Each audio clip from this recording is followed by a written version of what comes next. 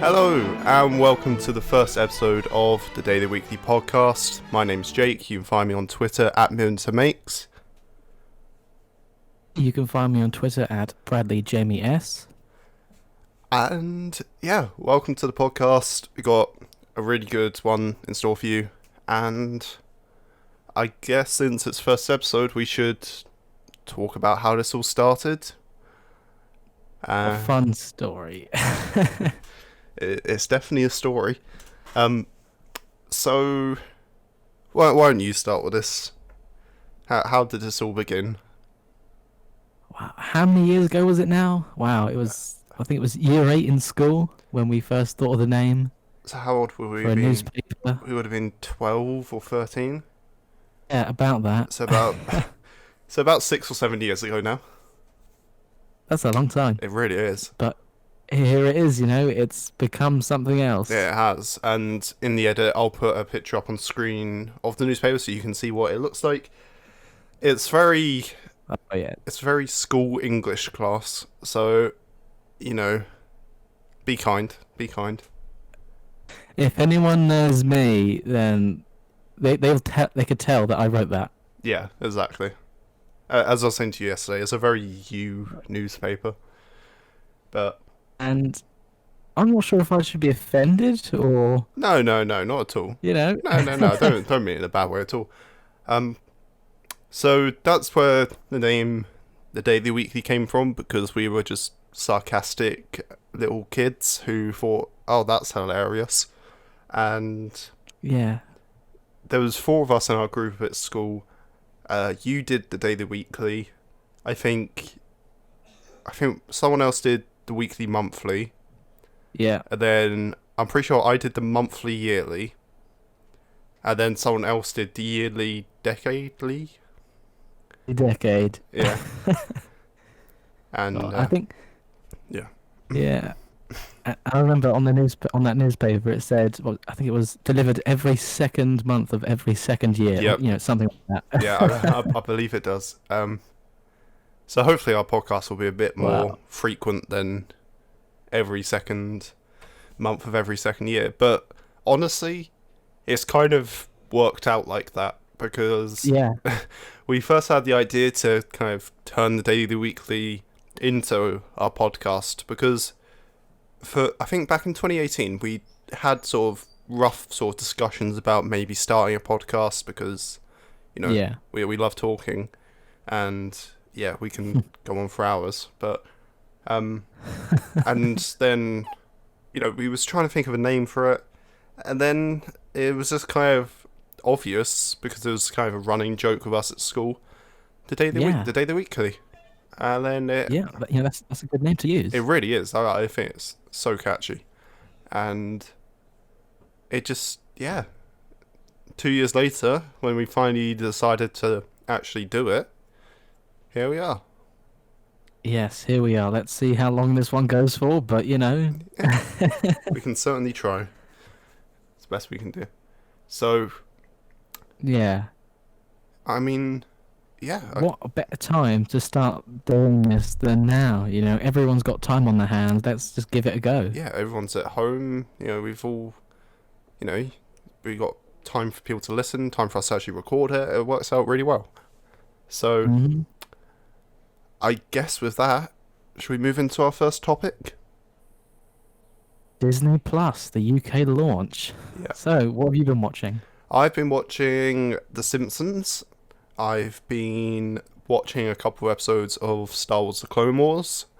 And, just been kind of starting binging those series. What about you? Honestly, I've been watching a lot of Disney Channel stuff. Right. Reliving those childhood years. Yeah, I think I remember seeing on your Instagram or something that you was watching Sweet Life. Yeah, that's right. Yeah. And Wizards of Waverly Place, they were the shows. See, when I was younger, I never got into Wizards. That's my favourite one. It's just so good. I watched Sweet Life. I watched what else did I watch? Sweet Life. I watched That's So Raven, I think. Oh yeah. Because the Disney Cinematic Universe, that Hannah Montana, Sweet Life, Yeah, That's So yeah. Raven, they're all in the same universe, and they have the occasional crossovers. They did some big crossovers. Yeah, Like, sorry, Infinity War had nothing on that. I know. Tell me about it.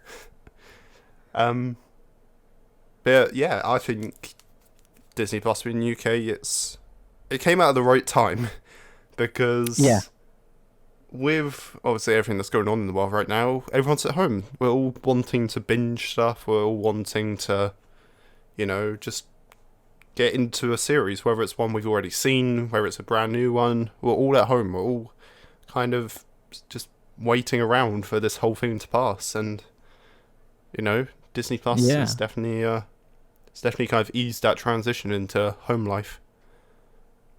It's almost as if they knew. The big guys at top of Disney, they knew. Yeah, That's let's not get into yeah. conspiracies about did Disney knew about this the whole time.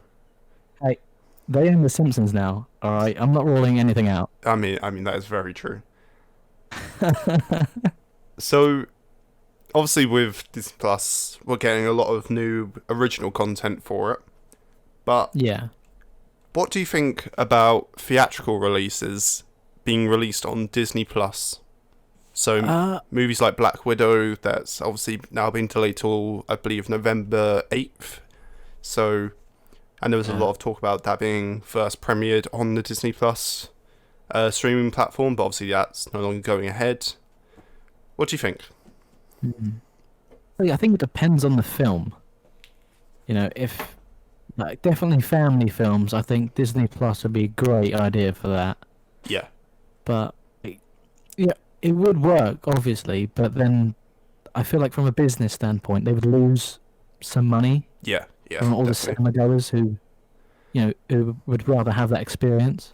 I mean, and I think you and I both fall under the category of we like going to opening nights of movies. We like, you know, like just that kind Yeah, of cinema energy that you get with seeing a movie for the first time. Like when we went and saw yeah. Endgame, like that was magical, to say the It least. was what a showing that was. Yeah, and like like you heard people like gasping when certain things happened. You heard people like sort of cheering. It was great. It Yeah, was. and you wouldn't get that experience at home. I mean, you might with your family, You but could certainly try. Yeah. it's not on the same level. No, no, definitely not. Um, I think having Disney Plus original content, as much as I would have liked to have Black Widow, in a couple of weeks or whenever it is, um, I think holding off that theatrical release is definitely like their best move that they could go with because, like you say, they'll lose out on a lot of money. Obviously, it's Disney, it's a big conglomerate. They have Yeah. billions and billions, but at the same time, they make these movies to make money. They make these movies because it's a business move. Yeah, yeah. At the end of the day, this is people's jobs here. It's for us casual viewers. It's something fun, but there's a lot that goes on behind the scenes. Yeah, yeah, definitely. And I think Disney Plus releases, even though I feel like we're gonna get to a stage where Disney Plus gets Disney movies, they've been in, cinemas and whatnot. I think we'll get them much quicker than we will a Blu-ray release or like a DVD release. Yeah, Even though nowadays yeah, definitely. it only takes like a month for movies to get onto DVD after they've been in cinemas. Like I'm old enough to remember when it took like six yeah, months before the DVD came out. yeah, exactly. I can't remember what movie it Oh, was, but there was this one movie that I saw when I was really young, and it just felt like a lifetime waiting for the DVD of it. And yeah, you know, it's just. But then they go on your shelves, and then you never watch them again. You just want that kind I- of initial kind of rewatch of it. yeah. But yeah, I Like I have a lot of Blu-rays yeah, that I've only watched once, if that. yeah, yeah, yeah. It's. I think that's just where the industry's headed. To be honest, I think we're all so just inclined to go to digital media now. So things like Netflix, Yeah, Hulu, uh, you know, I was about to say DC Universe, but let's be honest, is anybody really watching it?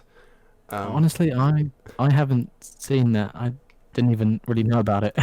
No, it's definitely released. I don't think it's released in the UK, but Yeah. I don't know. It just feels like they knew Disney Plus was coming, so they was like, oh, quickly, let's, get this going. And from what I've heard, it has a lot of issues, and it's not a particularly polished Oh, website. But yeah. speaking of that, I guess, do we think that Disney Plus has the kind of longevity and potential to overtake other streaming platforms like Netflix, Amazon Prime, Hulu, etc.? It's a hard one because Disney Plus is very much family. It's aimed at the families and Yeah, the younger guys. yeah, So there are certain things like that with Netflix would do that you'd never see on Disney Plus. yeah, yeah, definitely. And I think where, obviously not DC, Disney have this kind of huge umbrella of like different properties that they own. So Marvel, Pixar, National Geographic, etc. Yeah. I think in a way it'll limit the content because obviously they are restricted to those licenses, whereas obviously subscription services like Prime and Netflix, they do have limitations, and there's certain things that region locks and that they can't put in certain countries.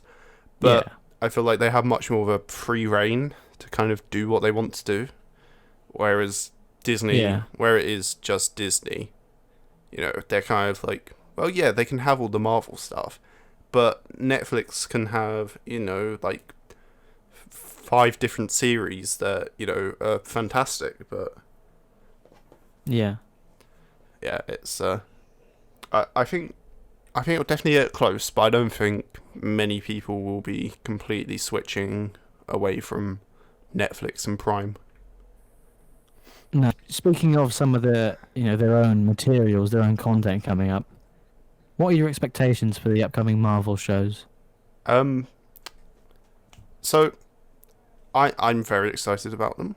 Um, you know, me and you are both massive Marvel nerds, to put it in Yeah, that way. definitely. Um, I'm really looking forward to them, and I think that, I mean, numbers wise, they'll do phenomenal because, of course, they will. It's Marvel, like Yeah, they'll definitely. Yeah. like. I think when they release, they'll get more subscriptions on Disney Plus. Like that'll go up just, with every new episode, every new series. Um, Yeah. the one that I'm most excited for is WandaVision because Oh, really? yeah, I'm really really excited for it. I just think that there's a lot of stuff they could do, and I've heard whisperings about stuff. So Okay.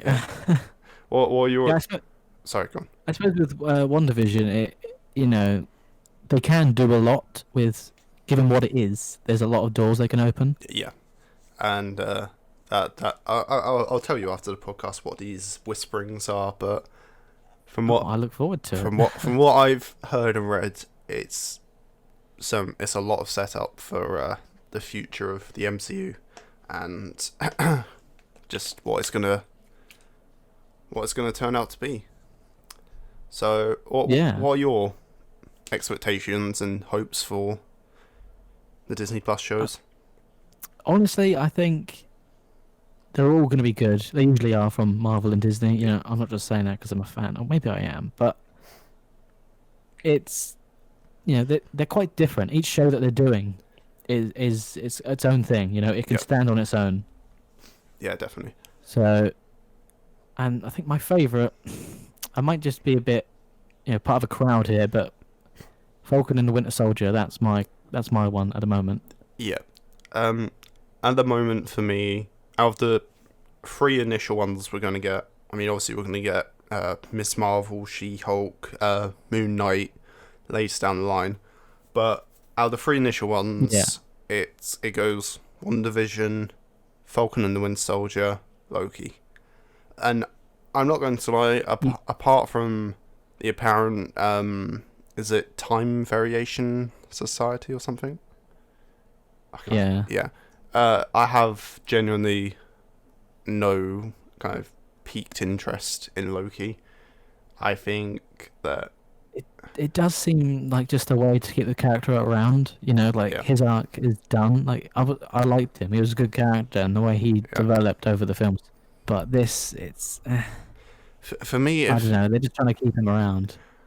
I think out of all of them, this feels like the most money grabby show, and I hate saying that because we do love Marvel. We love most of what they do, um, but it feels like obviously everyone and their mother is a fan of Loki Yeah. and Tom Hiddleston, and I feel like that's why they're making this, just to appeal to that kind of section of the audience that are just I like, mean, I don't blame them for doing that, yeah. but No, I don't at all. I mean, it's a very good business strategy. It just, for me, they've run that character as far as he can go.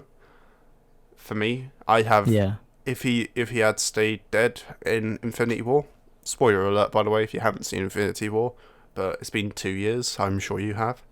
Yeah. I would have had no problem if they kept him dead in Infinity War. I'm going to ignore that voice crack, but yeah. Moving swiftly on. So, the Disney Fox deal is done now, It says. but there's still a lot of goings on with that. Mm-hmm. So do you think that's going to help boost the audience for Disney Plus? I think as soon as they start releasing content to do and in association with Fox, I think that's when the that kind of boost with the Disney Plus audience will be evident. I mean, I checked recently, and Yeah. all the old X-Men movies, I think apart from Logan, are on Disney Plus, and Oh, okay. I mean, obviously, they can't really have Logan on there because of just how gory it is. Sorry, Logan and Yeah. the Yeah. two Deadpool movies. Yeah. But I think it will help Disney Plus in the long run. But initially, I think your average Joe, they won't know that Fox and Disney were ever separate. But Yeah. yeah, I think See, one thing I've noticed is that, since this, obviously, especially as it's still fairly new in the UK, is that a lot of the promotions have featured The Simpsons. Obviously, that's yeah, a major Fox yeah. thing. And now they're saying, "Oh, look, we've got The Simpsons. Come and come to us." And I mean, I'm not gonna lie, it worked for me. It definitely did. Like, Oh yeah, me too. Having like all the episodes yeah. there, it's great. But they're really using that, and that's definitely bringing people in. Who owns Futurama? Does Fox own? Believe they did, yeah. Because I think Fox had them, and then they cancelled them a couple of times, and then I think another network got them, but yeah, I don't know the full logistics. because I mean, Futurama, out of any of the Matt Groening shows, Futurama's far and away my favourite, and Really good. it's absolutely incredible. And I wish every day that Disney Plus would have it up. But anyway, yeah. What do you think about the Disney Fox merger? Do you think it will have kind of long-lasting benefits for Disney? Do you think? Of course it will. I mean, it's too early to tell, as a casual viewer, but there's a lot that they can do. Yeah, Although saying that, again, like, you're not going to see anything like rated higher than a 12. There's no 15, no yeah, 18, nothing mature, no. So that will, that's blocking out a specific demographic of people there, but yeah. And I think it's. especially with like I think with movies that have theatrical releases, I think Disney will eventually get to the point of being like, okay, we'll do an R-rated Deadpool movie, we'll do, a couple more sort of edgy I guess, X-Men movies Yeah. with some darker characters. But I think in terms of Disney Plus, obviously there's some kind of like very loose adult themes in some of the content, but I think Yeah. overall, they're definitely making it to be as family friendly as possible. And I mean, yeah, I think the amount of content they've got now is great at the moment, and it can only improve. Impressed when I first signed up to it, I was like, oh wow, this is on here. Yeah, I forgot this was a thing. yeah. So it was good to see it there. And to us, that's a complete opposite experience as to what I have with Netflix. I go on Netflix, sort of like, oh yeah, surely they'll have this movie or this show. You search it, especially in the UK as well. Our, Yeah. our Netflix is atrocious. Um, Yeah. but you search it, and then it's like, oh no, it's not there. Then you check Prime, oh, it's not there. And then before you know it, you're on some Yeah. dodgy back alley free movie website. And yeah, I don't know. Disney Plus, I think there's a lot of content for, especially kind of, sort of it being a very new release, especially in Britain. So, Yeah. so do you want to move on to Well, our next topic, or I'm fine with that. yeah? Okay, so you and I are both enormous fans of The Walking Dead. We, pretty much always have been, and Yeah. we'll love the show until the day it's cancelled, which I'm sure many people out there wish would be soon. But we hope it goes See, on for many years. it will be soon, if I'm honest. Yeah. I think season 12, that'll be the last one. Uh, That's what I think. I hope not. But But yeah, that's because a lot of big American shows they seem to reach 12 seasons and that's it. yeah, I mean, honestly, 10 seasons is a great accomplishment. But this is a good segue. For 9 of those seasons, we followed Rick Grimes' journey. At first it was him leaving the hospital, finding his family, then to the farm, then to the prison eventually, then to Yeah. Yeah. Alexandria. Yeah. And, this has been our first full season without Rick Grimes. As, we know he left last season. Episode 5 was his very last episode. Carried away on a Yeah. helicopter, you know. But did you find yourself missing him at all this season? I didn't miss him. And I'm surprised I'm saying that because, he was the main character. Yeah. And it's like, oh, it's going to be nothing without Rick. But I'm enjoying it more than I have in a long time. I think they picked the right time to have him leave because the story can carry itself without needing a main character now. Yeah. And, we're getting into the Whisperer arc, and it's weird because I can't imagine the Whisperer arc on TV with Rick Grimes anymore. Yeah, it would. Yeah, I just don't know where he'd fit in with that. No, and I think unless they changed his character just significantly and, they made just his personality completely different, I couldn't see him, fitting in with this.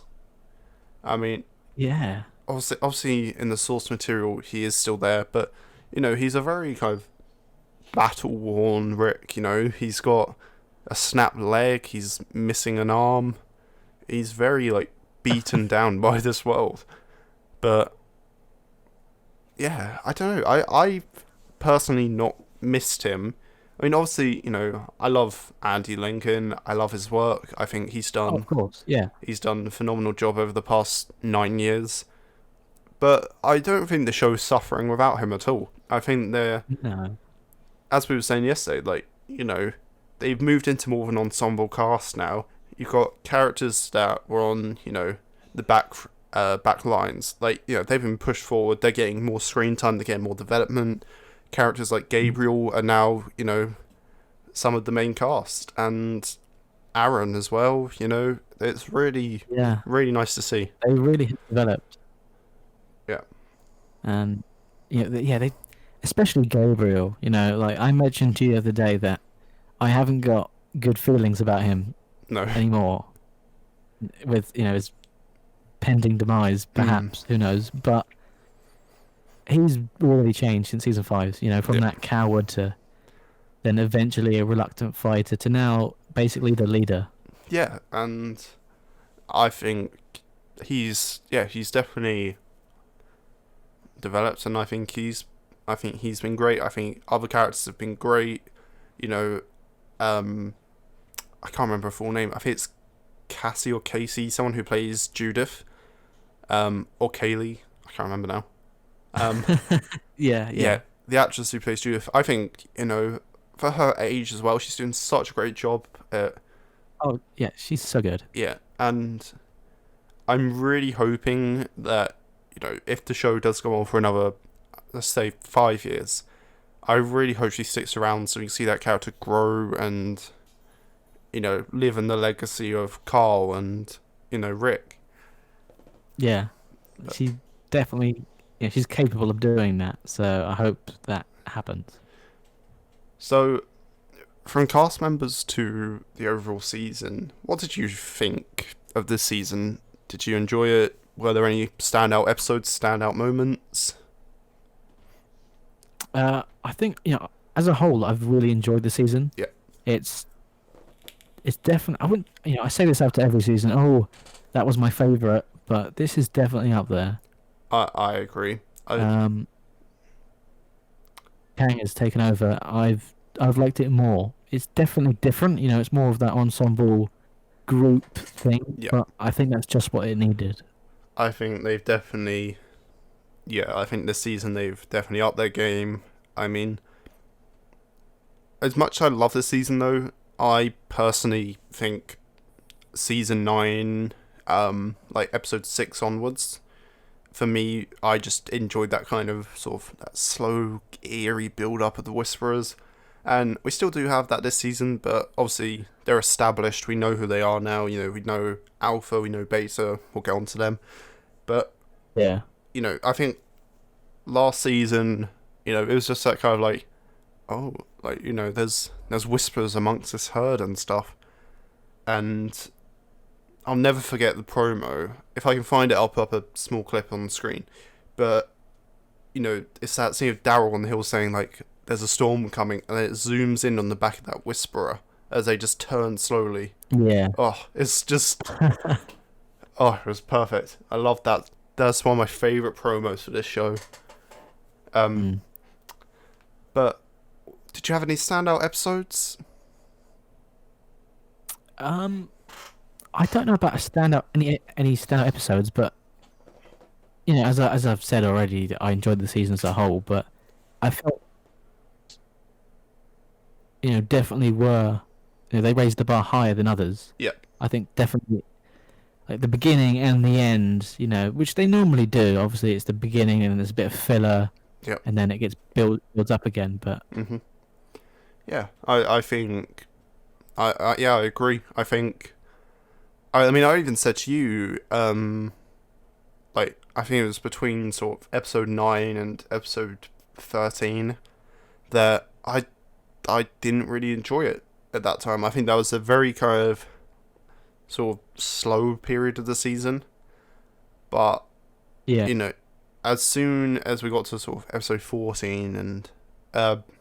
was it episode 13 that Alpha died, or was it... was that episode 14? I think it was 13. I think it was the end of 13, yeah. Yeah. So, obviously that was a monumental episode, having Jeffrey Dean Morgan as Negan just kill Samantha Morton as Alpha. And it was great, and I think just from that moment it really kind of upped the ante. Episode 14 was great, episode 15 was great. I think for me it was just all the stuff in the cave I had pretty much no interest in. Yeah, it was hyped up to be this big thing, but then, when they get out the next episode, Yeah. But, I mean, obviously, as well, in this second half, we had Denai Guerrera as Michonne leave, her final episode. Mm-hmm. Which I'm not going to lie, I feel like I'm going to miss her more than I do Rick, because I was really, really looking forward to seeing her just kind of step up as kind of not necessarily the main character, but a very like in the forefront character. And I mean, obviously she has been for the past few seasons, but Yeah. even more so in becoming this very kind of just strong character. And you know, obviously she's now off with that huge group of people that That was a lot of people. we can only assume is either the CRM, Civil Republic Military, or the Commonwealth. Yeah. Uh, Yeah. yeah. What did you think about her final episode then? See, before it aired, I didn't have high hopes, because it was very much its own standalone thing. Yeah. I felt it broke up the pacing of the rest of the season Mhm. with the main Whisperer stuff. But when I watched it, I was happy. It wasn't what I'd ever expect to happen, No, I, I mean, but we've talked about this like just between each other. Like, we're fine with the whole, she finds evidence of Rick thing, but that phone.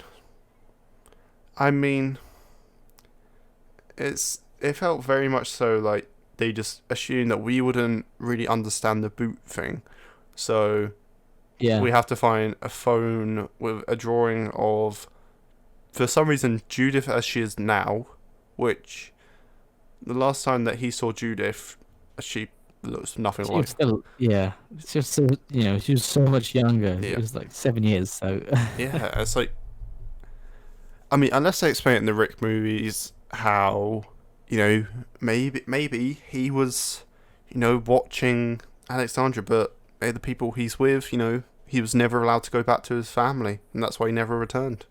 yeah. But It's a story for that. Why he's been gone they and never come back. they need to explain it, because his daughter was there, his, well, not wife, but Michonne was there, all of his family, Yeah. and Daryl, and just everyone they built this bond Michelle with. was pregnant. Yeah, He had a son on the way. Uh, but he didn't know that though, did he? well, no, that's a good point. But he, I mean, they had that scene about him being very just how should I say this? Very explicit Rick with Michonne in that one season, that one scene. I don't think I remember that. Basically, they, from what I remember, they were at the hilltop. They were, talking about how Michonne needs to, go to some meeting, and then Yeah. Rick very subtly sits down next to her and says, "I can think of another way we can build for the future." Oh. Yeah. Okay. Yeah. Oh. All right. So yeah, season 10. It's good. Enjoyed it. Yeah. As with every season, we're introduced to a bunch of new characters and Mhm. cars joining. So, what do you think of Samantha Morton as Alpha? Now, we've spoken about this, and my opinion remains the same. I think she's wonderful. I mean, I've never seen her in anything before this, but Me neither. I think. Sorry, that sounded really weird on Discord. Yeah, so I think she's great. I think Yeah. I think she does a really good job. She's definitely she has a very threatening presence when she's in that character. Definitely. But She knows how to play it. that accent, that damn accent, it's very, as I said to you, it's very British person trying to imitate a US accent. Yeah. It was so just southern, and Mm-hmm. it was. I found it. Oh, it was. Yeah. Yeah. Not a fan. I mean, obviously we've had characters like Lenny James and Andy Lincoln, who are both British actors. And Yeah. David Morrissey, who played the yep, governor, yeah, obviously British. yeah, I'm pretty sure Lauren Cohan was lived in England when she was younger. She's got a yeah, slight British yeah, she accent. does. And So, I think, British guys out there doing us uh, some good. yeah, yeah, yeah, Tom Payne, Jesus. yeah, yeah. Just trying to think if there's anyone else now. Um, the woman who played Jadis, I'm pretty sure. Yes, I'm pretty sure she was as well. Um, That's more than I thought originally. Now yeah, looking back, yeah, that's yeah. quite a lot. But I definitely, I, I'm not sure if they intended for her character to sound like that, because whenever I read Alpha in the comics, I never pictured her with a southern accent. At least not that southern. Like, Yeah, obviously they film in yeah. I mean, Atlanta, but mm, I never got that far in the source material, but from what I did know and what I did read, yeah, the on-screen portrayal is not what I thought it would be. I mean, I'm not no, complaining. no, She did a great job, but it wasn't comic book. That wasn't what I thought. no. And I think it was a good thing because I've said to you a few times that the Whisperers are a very comic booky idea, Yeah. and just the whole premise of, like, just some random men and women just dressing up in the decaying skin of humans. Yeah. I Uh, mean, hey, if with the way things are going, if it ends up, like an apocalypse outside, then we might find whisperers. We might find people using shows like this as a guide. I mean, I don't recommend that. no, You I know? mean, that's a scary thought, and I mean, Yeah. we're very close to that kind of apocalyptic kind of just outlash of people at the moment with everything that's going on. But I think out of all the groups from the show, I mean, at least the whisperers don't eat people. Like, if they did that, then I mean, as far as we know, they don't. they could, I guess. I don't know, but then they'd be like, "Oh no, we can use that for our army." But Yeah, they can't. I It's the resource to them. You can't eat that. yeah, I tell you what. One thing I'm not a fan of with the TV Whisperers is I don't like that chant of, "We are the end of the world." Like, I get it, but it feels very on the Yeah, nose to me. yeah. As they kind of had that slow kind of march Yeah. in that. Also, like, I don't know. There's definitely some kind of continuity stuff with the Whisperers, and how, oh, like, sometimes if they move in a certain way, then the walkers will notice them. But then other times, they'll be in there just talking like pretty loud for the Whisperers, Yeah, and just never noticed. and that kind of leads on to my next point is that we've seen the group use the guts trick to get out of sticky situations before, but the whisperers, hey, let me just wear a mask and I'm Yeah. good to go. Yeah, Like, eh, that's the thing. Like, I don't know. obviously they've got like Greg Nicotero and Angela Kang. Like, they have their ideas of how the whole whispering guts thing works. What kind of gives away to a zombie that it's not another zombie. Is it the scent? Yeah, Is it the looks? But the way I look at it is it's the scent, but if attention is drawn to them, then the zombies kind of work out that, oh, that's not another zombie, that's food. yeah. But yeah, so obviously amongst the Whisperers, we have, joining Alpha, we have Ryan Hurst as Beta. Now, what do you think of, as you put it yesterday, the big scary man? Oh, see, I was hoping I would get to use those words, but yeah, he is a big. I can't remember exactly what I said, but Oh god, he's this big scary guy. he He's is. quite tall and he has this kind of like this thud. When he's walking, he's Mm, kind of that hunched slightly. The shoulder and yeah, he, he, like yeah, he looks like he's struggling to but carry his own weight with all that. It's yeah, but I mean at this point, when you're wearing your friends' faces, yeah, at two of them. least you take care of you, I guess. Now, yeah, so I think Ryan Hurst has done a great job. I think he's a brilliant actor. I think Definitely. he's definitely portrayed the character well. Um, I'd argue that he's definitely. I think TV beta has been done a lot better than comic beta. Oh, for sure. Yeah. I mean, obviously, in Like the, I couldn't picture, based on the source material of him being, this famous basketball player. yeah, I couldn't see our beta being that. but at the same time, I feel like in the book that was just an explanation for his kind of like big size and demeanor. That Yeah. he is this big guy and he's got you know a lot of strength behind him, but obviously in the TV show he's a country singer called Half Moon, which Mm.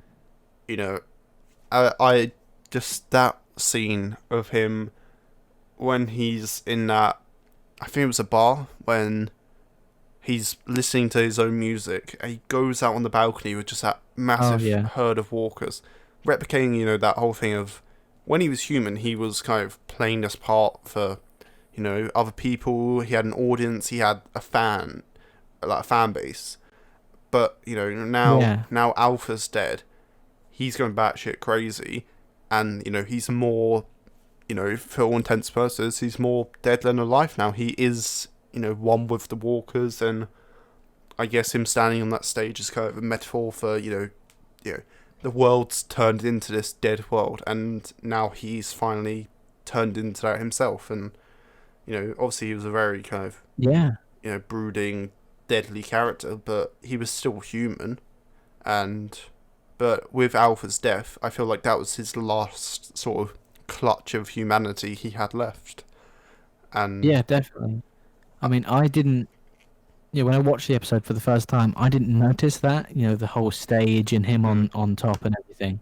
But looking back, obviously, it does make a lot of sense. yeah, And that was like he's not a leader. no, He's trying to, but he's definitely more of a right hand man.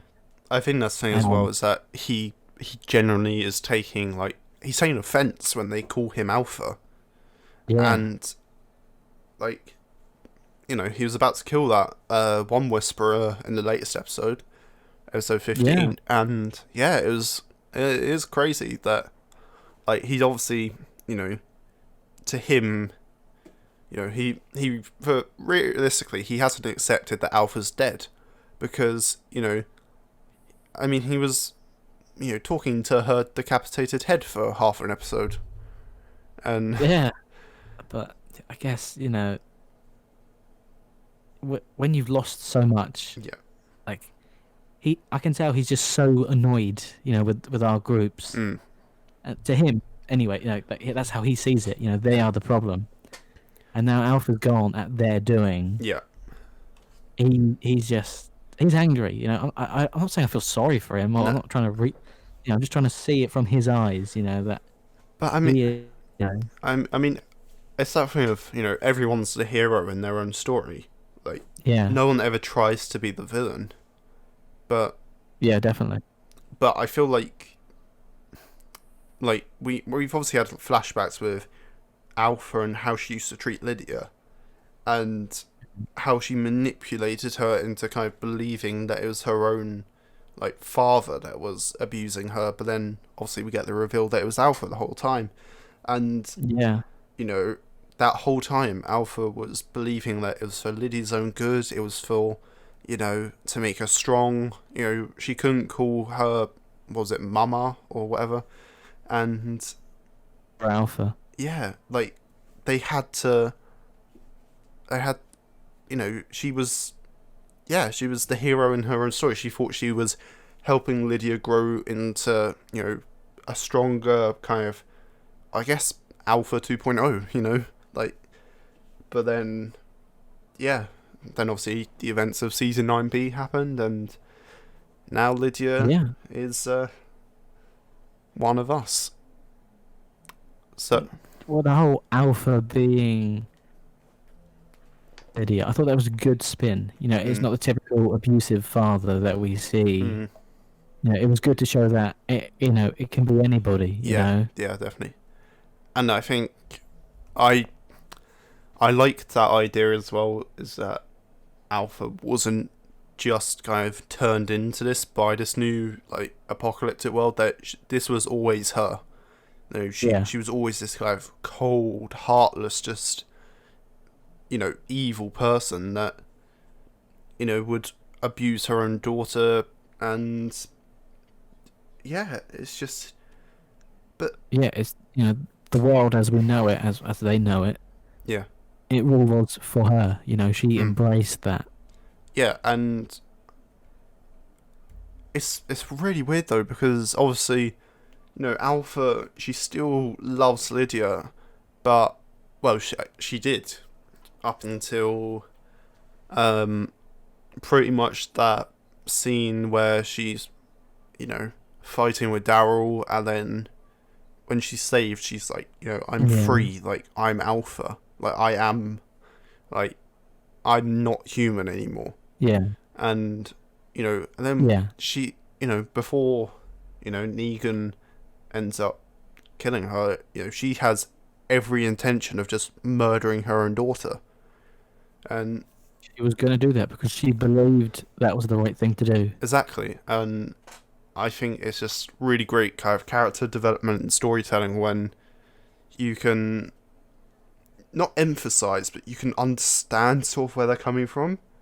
It's like Yeah. with Alpha, obviously she just wants the best for her daughter, in the sense that she wants her to be strong and kind of have that sort of independence from everyone else and be this sort of hardened survivor. But at the same time, Yeah.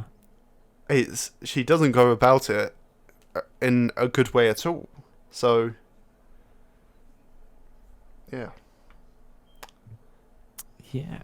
So obviously, in the last couple of episodes, we've been introduced to a brand new character who, to many comic fans' disappointment, Princess. She's played by let's try to say his name, Paola Lazaro.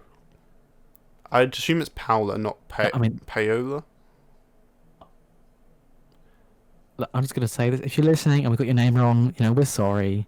We're just reading off the Yeah, paper here. yeah, It's, yeah. but you'll understand. Uh, But hey, you're doing a great job as the character.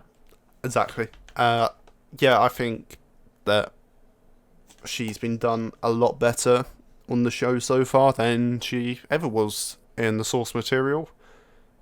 And she Mm. actually, I found myself sort of smiling and sort of like laughing at some of the stuff she was saying. Like, when they're in that garage, like, oh, is there a map? Can I hold the map? And it's like, oh, like Yeah. she's so happy to be around normal people, and oh, it's great. And I tell you what, that one line where she's like, Queen sounds old and pretentious, and then Ezekiel, nice to meet you. I'm Ezekiel. It's He really wanted to say it. yeah. He's just so used to being that, somewhat royal figure, I guess. But now that the princess is in town, move out the way, king. Yeah, You might have the face of a 30-year-old and the hair of a 90-year-old, but your time's up. yeah. I mean, but no, I think She's a great character. Yeah. yeah, I think I I've always loved her kind of character design as well, and her costume design, because it's so kind of outlandish for this universe. It's not the kind of dark grey tans and greys that we normally see. Yeah. And I think it's kind of reflects her personality as well, is that she's this very kind of bubbly character that, realistically, she doesn't fit in with this world. Obviously we've still got to see World Beyond, but she's probably a character that would fit that show a lot more naturally. But Yeah. She's so just cheerful and happy, which is yeah, interesting the fact when she's been alone for so long that she's still, she hasn't given up. Yeah, yeah, definitely. And and you can see her excitement when they meet. Like she just screams, "Oh my god, hi!" It's, yeah, and Yeah. she's has all her, Walker mannequin displays, and that's Yeah, great. she has a lot of fun. Yeah, I think that's fine. I think she's one of those characters that kind of, in a different way to Alpha, they kind of like just sort of flourish in this world. There's like, yeah, like I can be whatever I want to be now. So Yeah, if you think back to when Morgan was alone in his town in the episode Clear from season 3, and how he reacted, he went crazy. yeah, He was up and everything, but then you see Princess alone in a big city for God knows however long, yeah, and she's had some fun. yeah, yeah. She definitely she handles it not necessarily better, but it just she has a different method of coping, and she leads our characters through a minefield just because it's fun, and Yeah. She didn't want to be left alone again, but She's the ray of sunshine in that dark world. yeah, exactly. And I think again, sorry if we say your name wrong, Paola Lazaro. I think she does just a brilliant job. She just brings that bubbly kind of fun energy that you need with a character like this.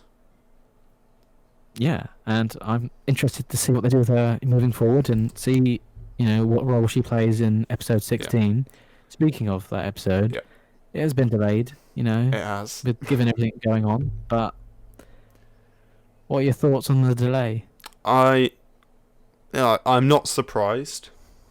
From what I've heard, they're very, very close to finishing it, and Yeah, I believe like the producers, Angela Kang and such, they've seen the episode where it's at, and they're saying it's very close, and from what I'm hearing, not everyone's gonna make it out alive of this episode. And no, and that's a sad thing, but it is what it is. Obviously they're in such a tight situation. yeah, There's no way they're going to get out of that. yeah, and I mean, obviously from the promos, Lauren Cohan as Maggie is returning. Yeah, So, she's back. So See, yeah, when they announced her return, I hoped she would be in the last episode, and I thought she Mhm. would. see, I feel like I missed the announcement because I can't remember ever seeing anything that said she was coming back this season. Like, I mean, they must. I mean, I'm sure they did, but I cannot remember for the life of me anything that said that she was returning. It's when they made the deal. I think they did. It was only a small thing, because they didn't want to make that the focus of the rest of the season. Yeah. But oh yeah, she's coming back, and they didn't say how she would be coming back soon, but they said it would be sooner rather than later. So I assumed it would be the last episode. I mean, yeah, but yeah, she's back, and obviously she's been, off with Georgie. Is that her name? And Twins. yeah, and they've been out there, presumably building the Commonwealth. That's what we think. I mean, I guess we'll find out, but I can't think of anything else. I mean, Georgie looks very much like Pamela from the comics, who, was the, I believe they told us president of the Commonwealth, and Yeah.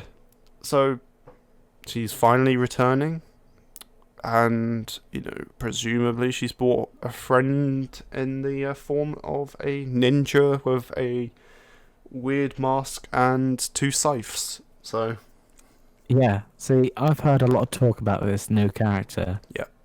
Some people think, oh, it's Morgan. Yeah. It's a similar mask and coat. Mm-hmm. But, Morgan's busy doing stuff down Texas way. He's doing his own thing. Yeah. I'm not getting. Some say. I'm not getting into my fear rant. But Well, I think no. I think we should touch upon that. uh, yeah. You and Fear. That's an interesting dynamic. So essentially, I don't like fear. Um, I did like it. I thought season 1 was actually really good. I liked the pre-Walking Dead kind of format. I liked the slow sort of build-up of this world. And then suddenly, we spend pretty much a whole season on a boat. Yeah. Then we're at the ranch. Then lightning saves Daniel's life.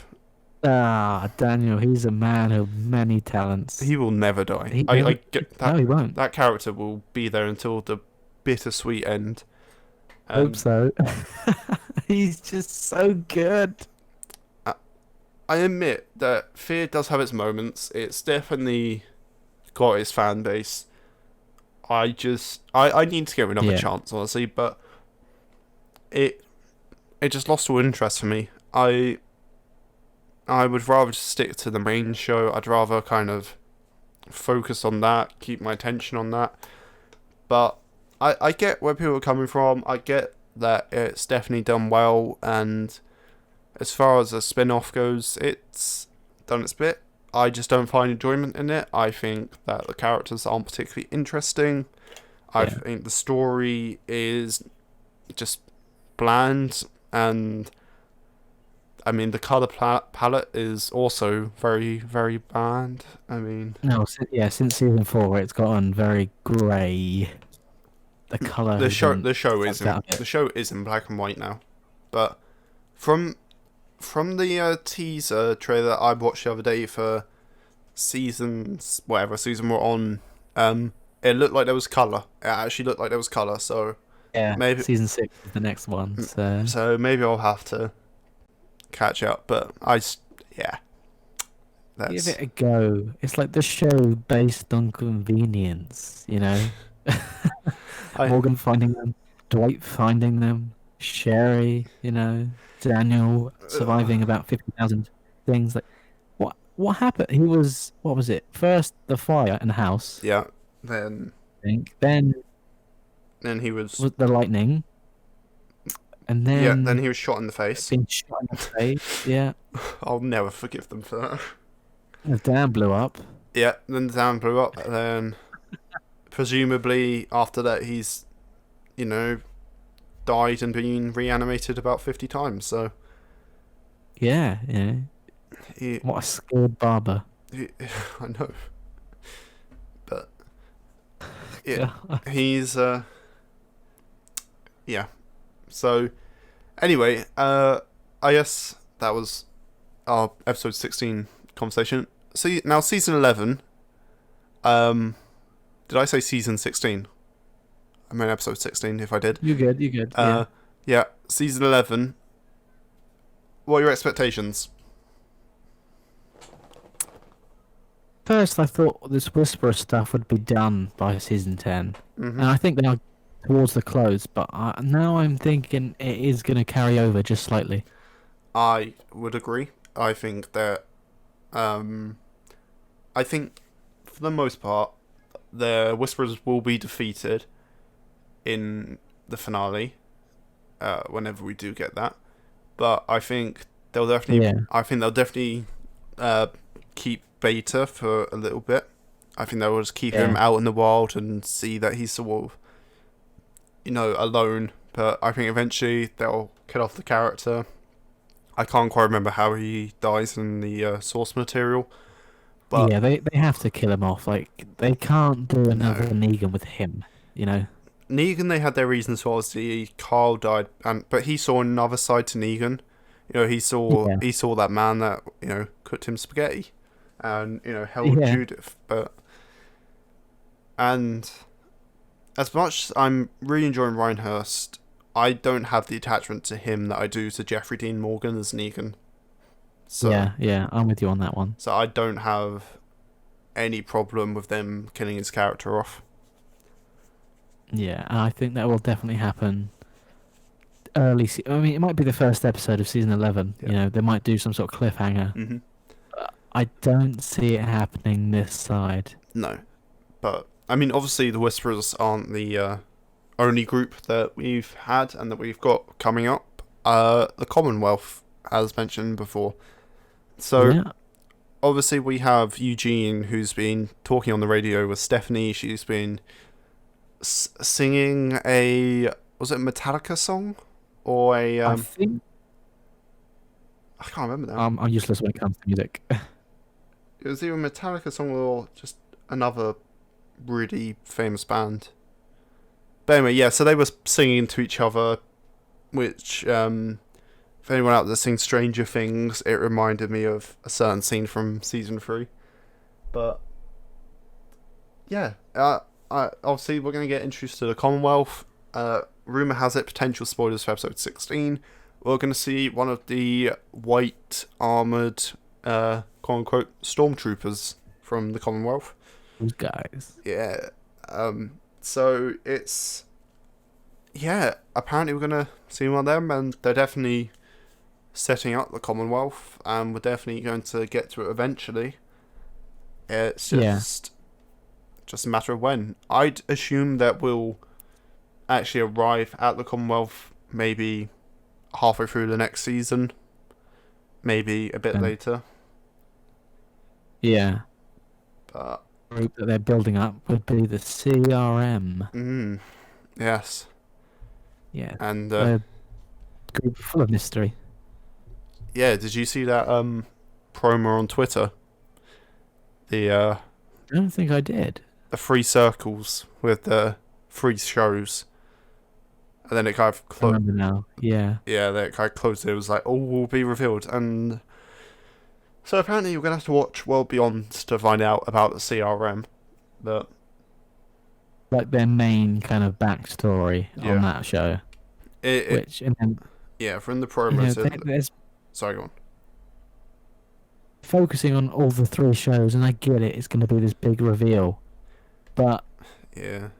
then it takes away from the main show. I feel I'd agree. like you can't start something on one and then finish it somewhere else. Like I don't mind having tie-ins, but Yeah. you know, And I mean, for all intents and purposes, like, you know, like The Walking Dead, it is the main show, and you know the other shows, you know, as bad as it sounds, like they are just spin-offs. Like they are byproducts of the main show, Yeah.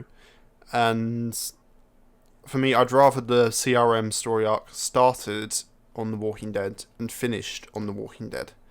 But yeah, you know, as far as I can remember, they haven't even mentioned the CRM on the main show. Like, apart from the helicopter with the 3 circles, we don't know anything. yeah, definitely. But then obviously in Fear, didn't you have one of the soldiers from there? You know, you've had helicopters, and There was, I think it was just the one episode, but it was a soldier from the CRM in their kind of weird, like outfit, his black outfit, and it was one of their guys, and so it shows that you know they exist all over the, I mean at least all over America, maybe all over the world, but and they're this weird group, and I wouldn't be surprised if it ends up with you know the CRM versus the Commonwealth if they do end up being separate things. I'd quite, I could see that. I definitely could, and yeah, I feel like, you know, from the promos we've had for Well Beyond, sorry, we've had, there's been a lot of CRM stuff. Like, you know, it's like they're talking about how these are bad people, but then like, you know, then you get a voiceover of another woman saying that they're basically there to save the world or whatever, and it's I have no idea what they're going to end up being, to be honest. No, but I guess that's part of, you know, the grand plan. We have to watch all 3 shows to find out. I mean, it's a good marketing strategy. It really is. Oh yeah. But yeah, so I think that wraps up our Walking Dead season 10 review and season 11 preview pretty well. Yeah. So Yeah. moving on to our next topic, another show that we're both really enjoying at the moment, we're absolutely loving, is Fox's War of the Worlds. Ah, what a show this is. It really is. And please don't look at the IMDb ratings. It does the show no justice. This show No. is incredible. You know, we're both a fan of that kind of post-apocalyptic world sort of approach. Like, you know, we both like sci-fi and kind of thrillers and aliens and things like that. Yeah. And like this show does it really well. It's, you know, from the get-go, it isn't H.G. Wells's original book. It's completely own, you know, monster, but it's great. It really is. It is, yeah. They've definitely, you know, apart from the name, there isn't much in common as of No. yet. But, you know, they're definitely given this whole new take on it, its fresh spin, and Mm-hmm. nice to see that. Yeah, yeah. I think they're really just like smashing it with this show. Now, obviously, as we said, it's very different. There's no tripods for one, a staple of the War of the Worlds franchise. But you know, one of the main characters in the show, Bill, he's been saying a lot that, you know, the little robot dogs that we got, you know, there isn't, you know, they might not be the last sort of line of defense. You know, these might just be the kind of front soldiers, so to speak. And Send them out to see what it's like before the real guys come in. yeah, and I just I love things like that. I love that kind of like ambiguity and that kind of like, oh shit, like we don't know what's coming. You know, none of the characters do, and we don't. And I think I've just been loving it. But the version I watched was almost entirely, well, obviously it was originally a French show, and you know, Yeah. was originally fully broadcast in France and I believe some other places in Europe as well. But Yeah, I think even Africa got it before us. yeah, I'm pretty sure I remember hearing about that. But they yeah, so a lot of the characters are French, they speak French. I'd say it's probably about a 50-50 divide between the English sections and French sections of the episode. Yeah. But you know, rest assured, the version I've watched on the TV, there are subtitles. You are good. the version I Although you watched, didn't have that no, same experience. no, the version I watched didn't have any subtitles, and anyone that knows me knows that I don't speak a lick of French, so No. it was, But- yeah, but If you're interested, it's on Now TV at the moment. You know, you can watch it subtitled on there. Don't worry, guys. It's fine. yeah, but it's definitely, like, it didn't take anything away from my enjoyment. I still love it. I still was able to follow it quite coherently. I think it's just mainly little bits of dialogue that, you know, pass over. But Yeah. I thought it was bloody great, and you know, obviously there's a lot of mysteries surrounding the characters. Now I've seen every episode, but you haven't, have you? No, I've only seen the first 6 so far. And I believe there's 8 episodes, so I'm nearly there. yeah, you are. Just a couple more weeks, and you'll be there. But it ends in a really just odd way. But yeah, it's great, and you know, I'm hoping that it gets renewed for a second season. It hasn't yet, but Yeah. from what they've said, pre-production on it has started. You know, they've presumably got scripts ready to go, and they're probably working on it and trying to get renewed as soon as possible. So let's hope. I really hope they do manage to get a second season and many more, because it definitely seems like, similar to Westworld, they have a plan. It's a multi-season plan, Yeah. and they want to be able to get through it.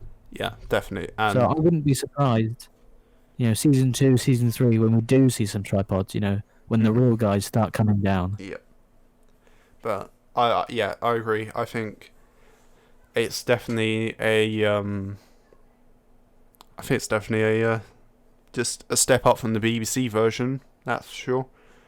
But if you are looking for a very kind of, not even really purist, but similar to the source material War of the Worlds, then the BBC version's the closest we've ever gotten to it in terms of the time period and things like that.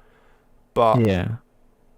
this version, like, it just does it so much better for me. It feels like there's a much higher budget than the BBC version. Yeah, definitely. I mean, obviously the BBC are limited in their budget. You know, we've seen that with many shows, but I think for a Fox show, it's phenomenal. I think they've done a really great job, and if anyone's interested in a kind of post-apocalyptic, alien invasion story that's kind of a slow burn, but in a really kind of keeps you on the edge of the seat kind of way, then 100%, Definitely, 100% recommend it. Yeah, the episode ends, there is that element of a cliffhanger. Yeah. It's only a week away, but you just see these things and the way they're doing it. Mm. Like in one episode where the mum, I can't remember the character's name.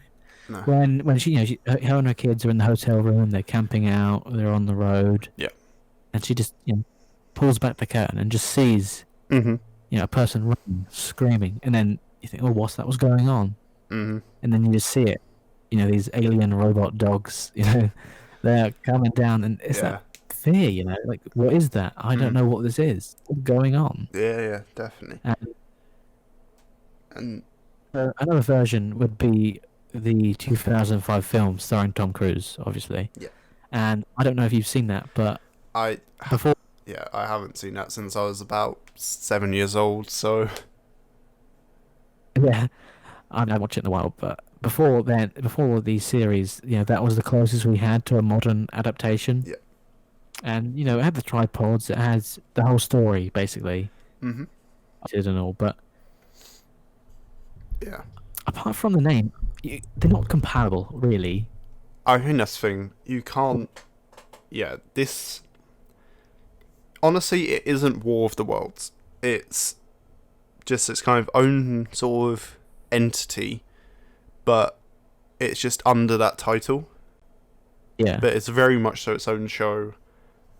And, yeah, it's just really well done. Like, we love, as I said, like that kind of post-apocalyptic vibe of shows and movies, like, and this captures it really well. But it still feels like there's a lot more to come. Like, it doesn't feel like oh, like, this is it. Aliens have invaded, and this is our lives now. It feels like, oh no, this is like the easiest it's going to get for these characters. Like, this is going to get worse, like a lot worse. Yeah. And yeah, there's some really great characters. Emily, for one. Obviously, there's a whole story with her and her being able to regain her sight, apparently, when she hears that weird kind of alien pulsating noise. So Yeah, and the ability to stop the dogs. yeah, that's... She seems, if I was in that world, I'd want to be with her. And Bill. Bill was great. Oh, he really is easily just my favourite character of the show. Definitely. He knows as much as the rest of them do, but he's got that academic background, science and all. He's trying to figure it out. Yeah. But it is great. And well done, Bill. That's what I'll say. Well done, Bill. Yes. So I think that pretty much covers War of the Worlds pretty well. And unless there's anything else you want to add? No, the only thing I'll add is that, if you are interested, it's on 9 p.m. every Thursday on Fox. Otherwise, Now TV is the place to go. Brilliant. So I guess now we're on to just some sort of general topics of the week. This is where we'll just cover any kind of news to do with the industry that isn't specific to certain properties and such. But obviously with this whole corona virus that's going around right now. There's been a lot of delays in the industry. As I mentioned at the beginning of the podcast, Black Widow's been delayed until November. The Walking Dead's Yeah. been delayed until later on in the year. What are your feelings towards this? I mean, obviously, disappointment has to be the main one, right? It's disappointing, but I'm not surprised. Yeah, You know, definitely. and I totally understand it. You know, at the end of the day, it's lives and it's jobs and all that. Yeah. But you know, as the casual viewer, like you know, James Bond has been pushed back. I was looking forward to that. Yeah. Fast and Furious. I mean, although maybe that's a good thing that movie's not out yet.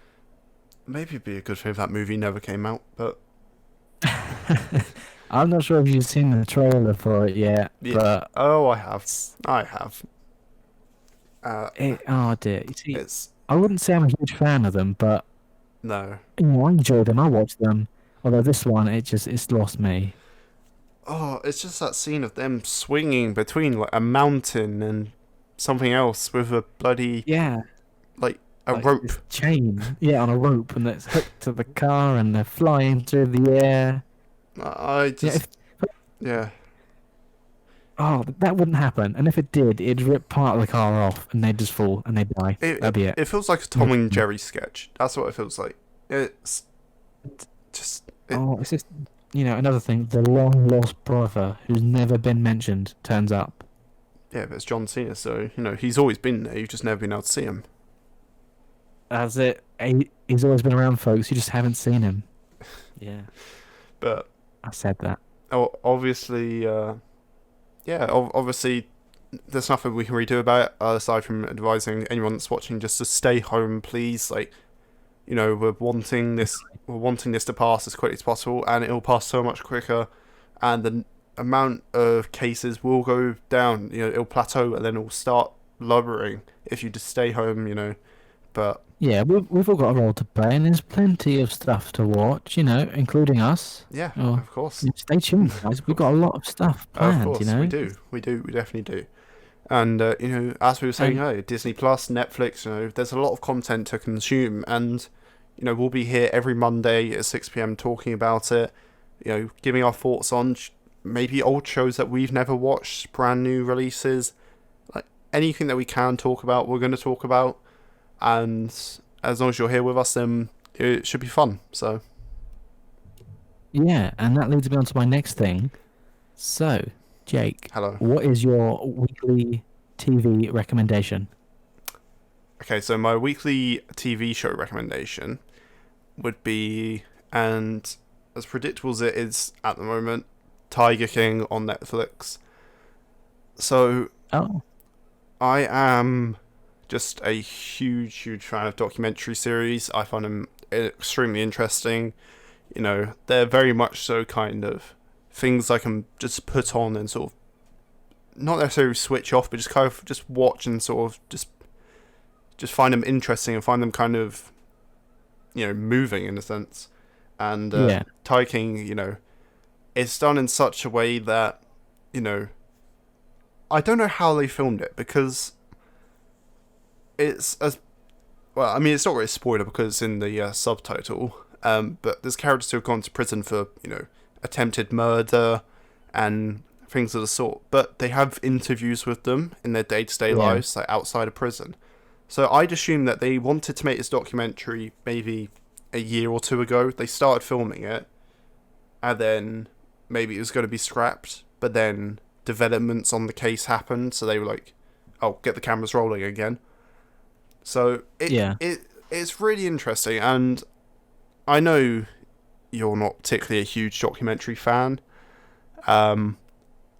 but genuinely, this along with other documentaries like the Ted Bundy tapes, for example, they're really interesting, and they definitely, you know, educate you on some not so great people, some not so great situations, but they're still interesting, and they're still. See, it's always hard for me to say that they're enjoyable to watch, because they're not ever really good events that have happened, but the portrayal of those events is good, and the cinematography, the interviews, the interest that you have in these people. It's it's well made, is how I put it, and I definitely recommend it. It's not for the light-hearted and people who aren't really comfortable with knowing certain things about people and such, but it's definitely interesting, and I would recommend it. So, I mean, sorry, go on. I've got a confession to make. As you know, I'm not a documentary fan. Well, I am, but I'm probably part of the small population who's been living under a rock. Yeah. And a Netflix documentary. I think I might have seen like the Amanda Knox one or something because I did that for college. But apart from that, I haven't watched the Ted Bundy ones, the Madeleine McCann, Tiger King. I had no idea. I definitely recommend it to, like, if you're interested in that kind of thing. Like, it's definitely well done. So, what's your TV show recommendation of the week? Been doing a bit of research lately. Okay, I knew I had to do this, and I was on Amazon Prime, and I came across this show called Under the Dome. Right, and now it's not what I expected. I'd seen this before, I'd heard about it, so I thought, I'll give it a chance. And it's basically, this rural town in America, this mysterious dome appears over the town, and nobody knows what's going on. It's a science fiction mystery, so there's a bit of there's not knowing to that. And I've only just started it, but there's 3 seasons, 39 episodes overall. Right. And it was based on a Stephen King novel, so I mean, it's going to be good, right? I don't know. The Dark Tower was that was a thing, but moving on from that. Yeah. But it's I've only just started, but there is so much mystery to it, and I'm giving it a go. I'm sticking by it. And a funny thing was, in one of the episodes, a character referenced that The Simpsons had done this before, with the whole dome thing. Oh, that's great. So if it turns out, if we get a flashback, right, of the government, and the helicopters dropping this dome down. Yeah, with the big plungers, yeah, that'd be brilliant. See, I haven't ever read that novel. I've briefly heard of the show, but never really had a strong inkling to watch it. But no, that definitely sounds interesting. Yeah. But I've tried to avoid reading any spoilers or anything, so I can't say much more than I have, and I don't want to spoil it for anybody else. But there's just something to it, and I have a feeling it is gonna, we're gonna go deeper down in this rabbit hole, and this town has its own secrets, and then this dome appears. Something doesn't add up. From what I've heard, that is a very low budget show. Am I correct? Like, it's not. We're not talking Westworld budget here. Some of the graphics and the effects, and even some of the music used is typical for like a low budget production, but away from the quality of the show and the story and the characters. No, definitely. I have to check it out. So, do you have a movie recommendation for this week? Now, a movie recommendation for this week, right? Well, if I'm honest, but I would be lying. I don't want to lie to you guys out there. I mentioned American Hustle last night, but to you, and that was the first one I bought off the DVD shelf. Right. If you couldn't tell. Right. Okay. So. But I will run over that again. If nobody has seen American Hustle, watch it now. Right. It's this kind of thriller, comedy, bit of drama. Set in 1970s, 80s America. It's got an all-star cast. Christian Bale, Jeremy Renner, Jennifer Lawrence, Amy Adams, Bradley Cooper. It won 3 BAFTAs, 3 Golden Globes, and it's like 2 hours long. Get out there, watch American Hustle. No. It's not based on a true story, but there are elements of it that were. Right. Okay. It's well worth a watch. Yeah. No, sounds good. So What about you? my recommendation is The Platform on Netflix. It's a Spanish thriller movie. Oh, And essentially what it is a tower of prison cells with two cellmates per prison cell. Now, this is just one prison cell stacked on top of the other, like for hundreds of floors, right? all right. And in the middle of each cell, Yeah. there's a rectangular hole that every day, once a day, a platform will descend down with just a platter of food on.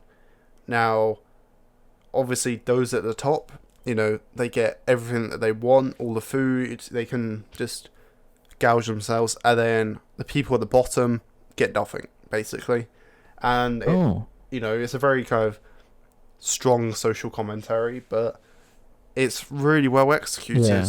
And yeah, I didn't even realize it was dubbed over in English until like halfway through the movie, where I was like, oh, that's why, like, because I couldn't, It all makes sense. I couldn't tell that. Like, I thought there was something a little bit off about the way that they were speaking, and like how their mouths didn't quite match the audio.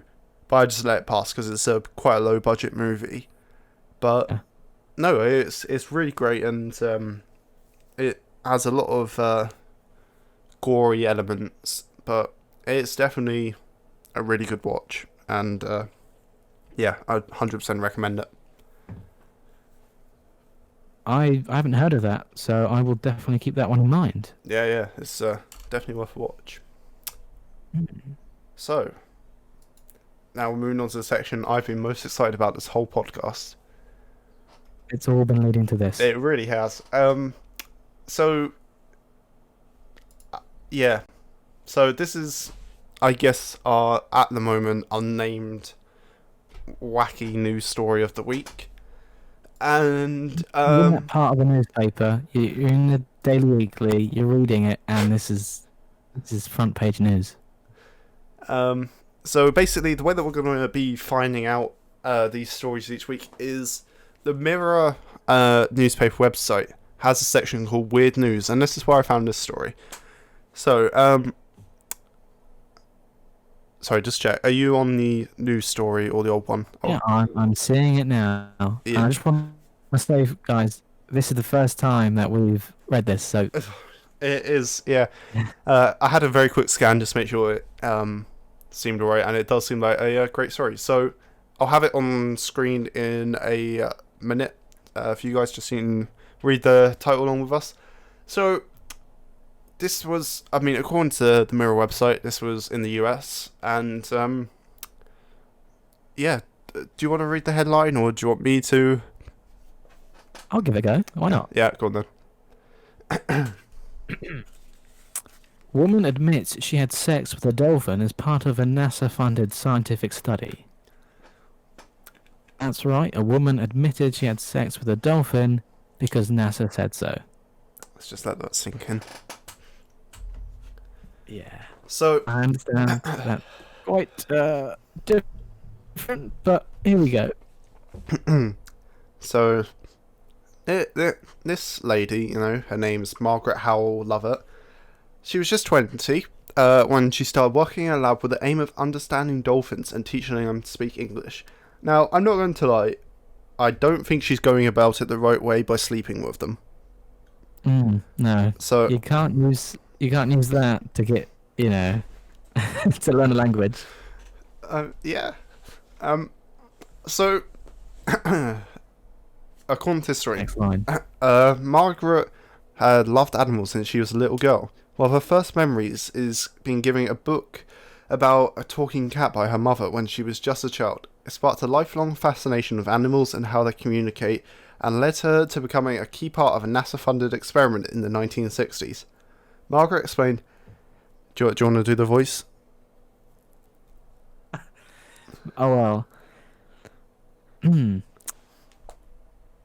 It was a story about a cat who could talk and understand human, and it just stuck with me that maybe there is a possibility.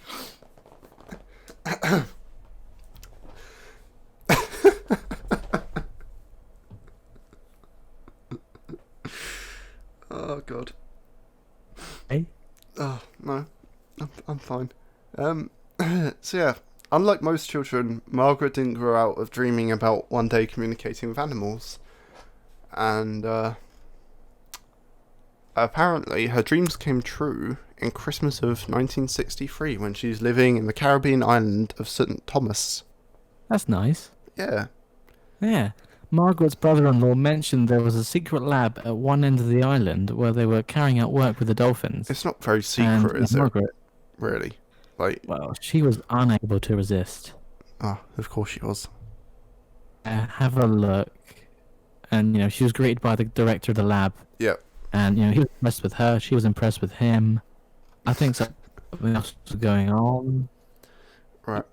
She had marched up to him, told him she wanted to be involved, and would do anything to help. Anything. Anything. This is a real story, by the way. This isn't some intro to an adult movie. This is very real. So Yeah. essentially, he allowed Margaret to observe these dolphins and write down everything she observed. Despite having no scientific training, she was skilled at spotting animal behaviour, and her place in the study was secured. So I'll pop on screen now a picture of Margaret with Peter the dolphin, who's the presumably the lucky fella. So What a nice dolphin. yes, he is a dolphin. Yeah, so Margaret remembers vividly the first time she observed 3 dolphins. She explained Peter, Pamela, and Sissy. Sissy. Sissy was the biggest. Pushy, loud. She sort of ran the show. Pamela was very shy and fearful. And Peter was a young guy. He was sexually coming of age and a bit naughty. I didn't know dolphins had a horny period of their life. Well. I mean, apparently they do. So when Margaret first met him, the trio of dolphins, they were housed in a sea pool below the lab where they could be observed daily. Funded by NASA, the scheme was to determine whether or not dolphins could be trained to understand and speak English. So, oh god, oh no. It's getting good now. Yeah, I'm just gonna skip ahead to this bit here. She explained, Peter would like to be with me. He would rub himself on my knee, my foot, or my hand, and I allowed that. I don't feel comfortable. Oh. Well, as long as it wasn't too rough. In the beginning, I would put him on the elevator and say, you go play with the girls for a day. It was that, and let it happen. It was very precious, very gentle. Peter was right there. He knew that I was right there. Yeah, so Margaret claims that this became a regular part of her studies as she tried to teach Peter to speak English. She added, it was sexual on his part. It was not sexual on mine. Serious, sensuous, perhaps. It would just become part of what was going on, like an itch. Just get rid of that. Just get rid of that little scratch, and we could be done and move on. I was there to get to know Peter. That was part of Peter. The lab had been created by American neuroscientist Dr. John Lilly, who had been studying large-brained marine mammals for years. He hoped this experiment on the Caribbean island would enable the dolphins to make human-like sounds through their blowhole.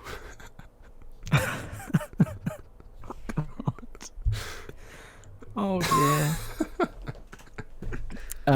Yeah, enable them to communicate with humans.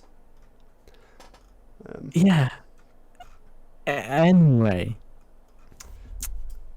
Dr. Lilly secured NASA's financial backing as he felt it would enable the understanding of the other intelligent life forms who use a different form of communication. However, what had started as an innocent experience became embroiled in a scandal by the time it closed down. Not only was there Margaret's relationship with Peter, there was also rumours that the dolphins had been abused when they were given LSD. So more of the story is don't shag dolphins. Because... drugs. Don't do drugs, don't shag dolphins. Yeah. And let it rub. Don't let the dolphin rub on your knee. don't let it rub on you. Oh no. No. So, yeah, I don't know how I feel about the story. So I don't. Yeah. I don't know why she'd admit it. Like, unless she's trying to get like just front page news with this. I don't know why you'd ever like announce or admit that, presumably dreadful part of your life. I don't think it was dreadful. I think she enjoyed it. She's proud of that. Would you be I could proud? tell. Would you be proud of doing that, Bradley? Be honest with me. I wouldn't be proud. I wouldn't tell a soul. I wouldn't want to do that. But Margaret, Margaret, on the You other know, hand, she she loves a blowhole. yeah, Margaret and her blowhole. That should be the. You know what? If I was writing this story, I would call it that. Margaret and her blowhole. Margaret and the blowhole. So Plus the dolphin. yeah, yeah. I don't like the way that she's touching his head in this image either. No. No. The thing is, Oh dear. the thing is, like, did she actually have like intercourse with said dolphin? Like, was there? Because it just says rubbing, so. I mean, I don't really want to think about that. no, I'm just saying, like, this could be a complete lie of a headline.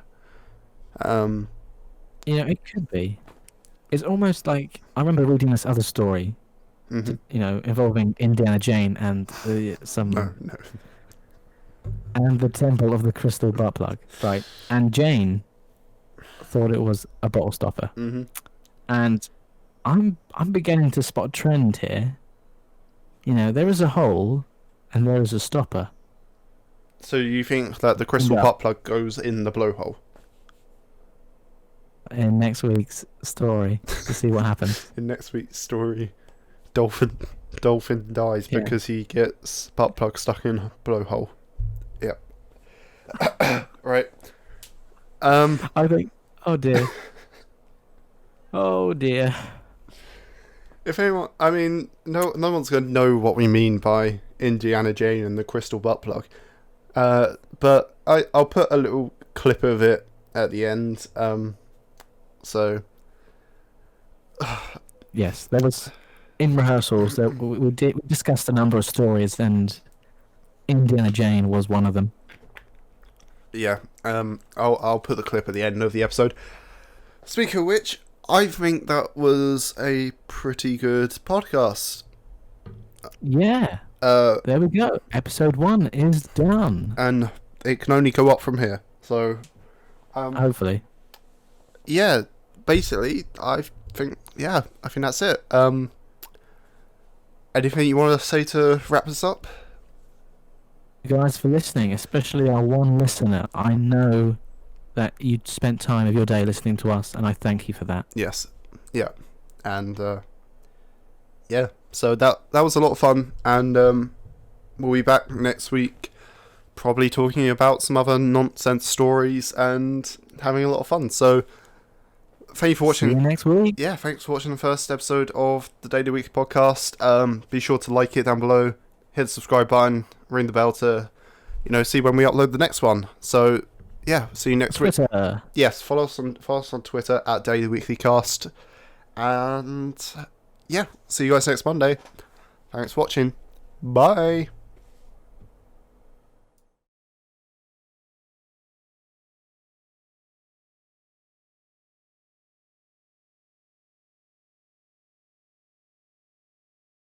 Yeah. Jane is from Indiana, so I'm going to call this Indiana Jane. And Temple of the Butt Plug. Temple of the Crystal Butt Plug. that's